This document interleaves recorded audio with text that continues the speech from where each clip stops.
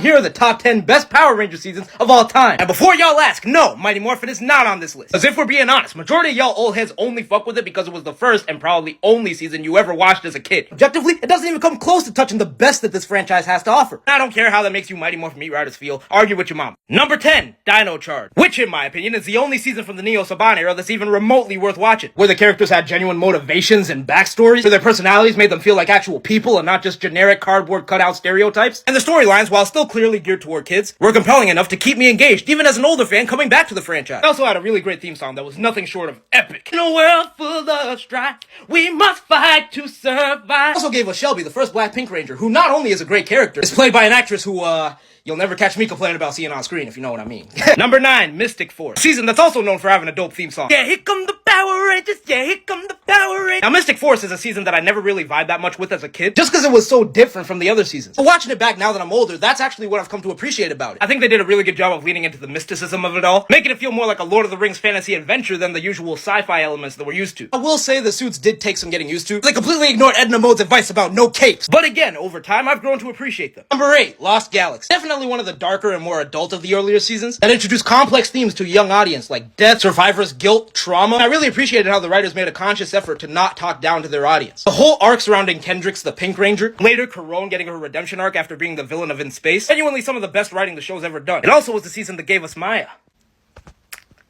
Yeah.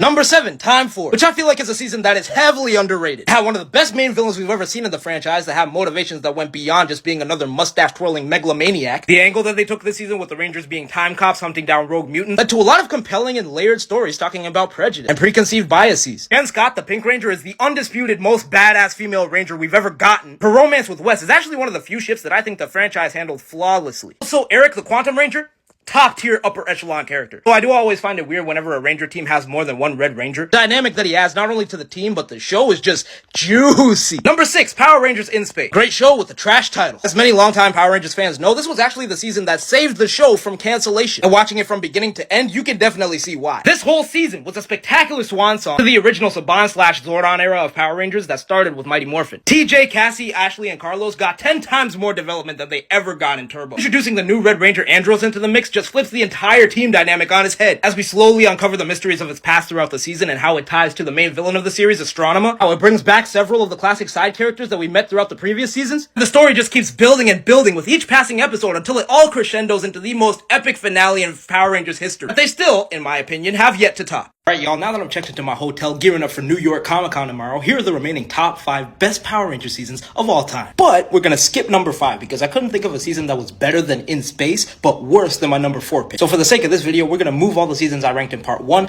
up a notch. Sorry for the confusion y'all, but let's move on to number 4, Dino Thunder. Now there are very few things about this season that I don't like. It had a very likable, well-rounded cast, each with their own skills that they brought to the table. Saw the return of fan favorite Tommy Oliver suiting up as a Black Ranger. R.I.P. I know this gonna be a hot take, but I really do think the Evil White Ranger arc is just Green with Evil done 10 times better. Yeah, I said it. And having the main antagonist of the show secretly being Trent's father set such an unprecedented layer of drama and intrigue to the Power Rangers mythos. Give the season a sense of personal stakes that you're not really used to seeing. My only real gripe with this season is...